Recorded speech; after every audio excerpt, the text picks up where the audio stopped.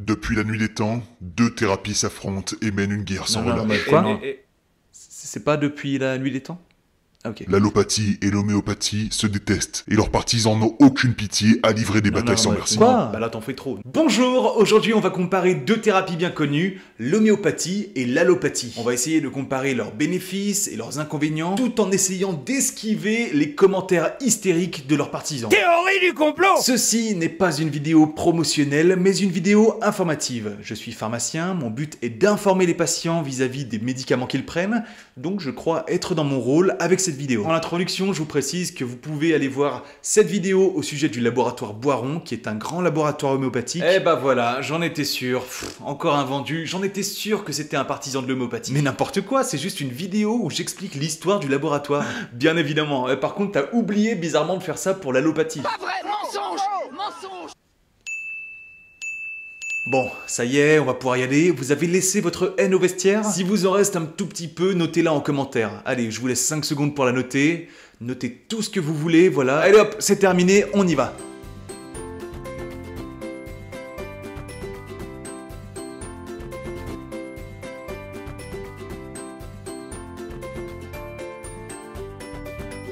Déjà, allopathie, homéopathie, c'est quoi? Qu'est-ce que c'est que ce truc là? Ces deux termes désignent deux types de thérapies, comme ne l'indique pas du tout leur nom d'ailleurs. Le suffixe pathie, normalement, c'est plus pour les affections. Pneumopathie, gammapathie, psychopathie, Jean-Michel apathie.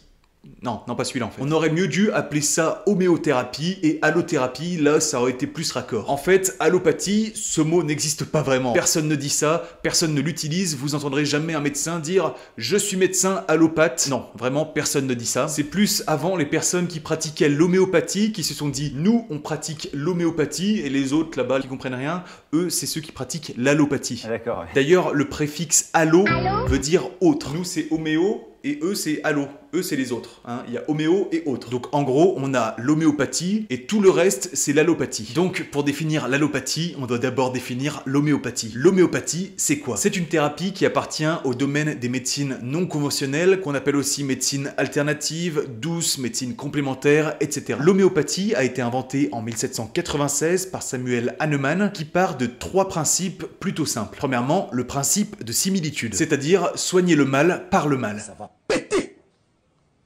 Si un patient présente des symptômes, on va lui donner une substance qui lui provoque les mêmes symptômes. Mais c'est de la drogue, Sébastien. C'est la porte ouverte à toutes les autres drogues. Par exemple, si le mec a une diarrhée, on va lui donner une plante ou une substance qui lui donne la diarrhée. Mais attention, deuxième principe, le principe de dilution. Cette substance qui donne les mêmes effets, on va la diluer à l'extrême. Est-ce que vous avez déjà vu les inscriptions CH sur les tubes d'homéopathie? Vous avez 5CH, 7CH, 9CH, etc. CH, ça veut dire centésimale hahnemannienne, du nom du créateur Samuel Hahnemann. En fait, à la base, on part d'une matière première, d'une plante ou de je ne sais quoi, et on va fabriquer avec une teinture mère. Et cette teinture mère, on va la diluer au centième. Donc une dilution 1 sur 100, ce qui donne 1 CH. Pour avoir une dilution à 2 CH, on ne dilue pas à 2 centièmes la teinture mère, mais on dilue 1 centième la dilution 1 CH. Donc voilà, à chaque fois, en fait, on va diluer au centième la dilution précédente. Ouais, quand même. Ah oui, quand même. Il y a quelques années, pour expliquer ces dilutions, j'avais fait une vidéo où je diluais du café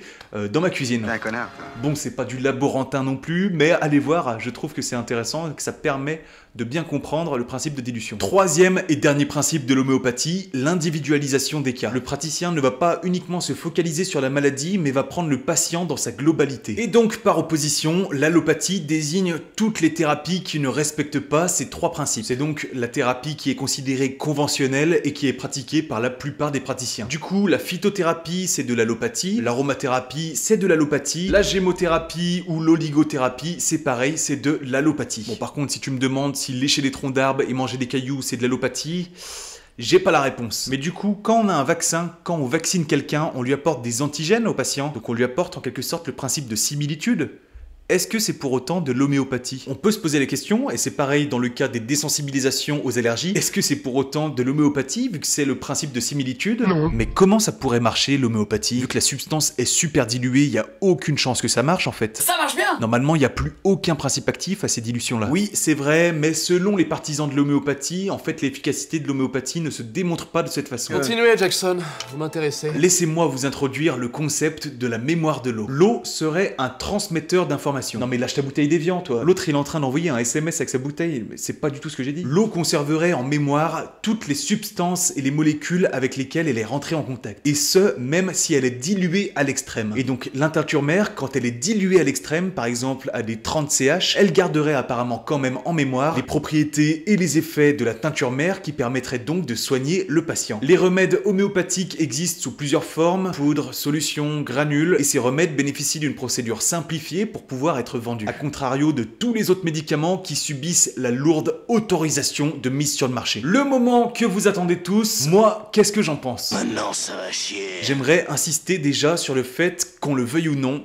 l'homéopathie pour le patient, c'est une méthode de référence en automédication. Qu'on le veuille ou non, les patients aiment consommer de l'homéopathie. Peut-être qu'ils le font sans savoir tout ce que j'ai dit avant, peut-être qu'ils le font en le sachant, mais qui sont quand même attachés au principe d'homéopathie parce qu'ils sont plus ou moins sûrs de n'avoir aucun effet indésirable. Le fait est qu'ils consomment de l'homéopathie et qu'ils sont demandeurs d'homéopathie. Je ne veux pas être considéré comme un partisan de l'homéopathie qui porte un étendard comme ça pour la cause homéopathique. Je ne le suis pas, ne me faites pas dire ce que j'ai pas dit.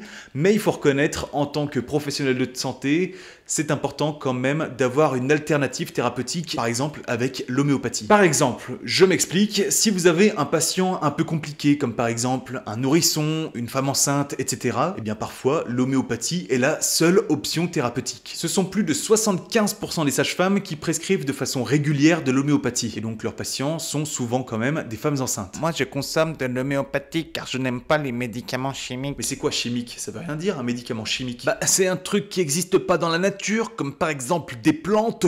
Est-ce que t'as déjà vu, par exemple, des crêpes pousser dans les arbres? Bah non, les crêpes, ça pousse pas sur les arbres, hein. Et donc, du coup, est-ce que les crêpes, c'est chimique?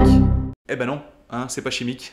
Bah voilà, les médicaments c'est un peu pareil que les crêpes, ce n'est pas parce que ça tombe pas des arbres que c'est pas naturel. Ça vient de la nature à la base, c'est juste qu'on fait un peu de cuisine quoi, on chauffe, on mélange, etc. Et donc on aboutit à la fin à un médicament. Mais ce n'est pas pour autant que ce n'est pas naturel. J'avais fait une vidéo à ce sujet à l'époque, ça m'énervait un petit peu que tout le monde parle de naturel, de chimique, sans savoir vraiment ce que c'est. C'est écolo, c'est vert, c'est vert, c'est vert. Allez voir cette vidéo si ça vous intéresse. Même si naturel et chimique ça ne veut rien dire, les patients sont quand même de plus en plus demandeurs de médecine douce pour tout simplement fuir la médecine conventionnelle qui a mauvaise presse, notamment avec ses effets indésirables. C'est la fin de cette vidéo, je serais ravi de lire vos commentaires sur cette vidéo, vos commentaires sur l'homéopathie. Je sais que c'est un sujet un peu brûlant, je ne sais vraiment pas dans quoi je m'embarque car il y a parfois des partisans un peu énervés. Si vous m'écrivez quelque chose sous cette vidéo, je serais ravi de vous lire, mais vraiment essayez quand même de garder un petit peu de paix dans vos opinions. Je sais que mon audience est composée de pas mal d'étudiants en pharmacie ou de pharmaciens, je serais vraiment ravi d'avoir vos opinions, je serais très curieux de savoir comment vous réagissez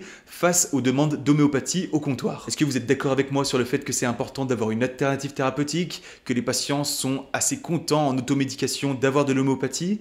Dites-moi ça en commentaire, je suis vraiment curieux. Je vous laisse donc mettre un like et vous abonner à ma chaîne YouTube et on se retrouve très vite dans une prochaine vidéo. À bientôt!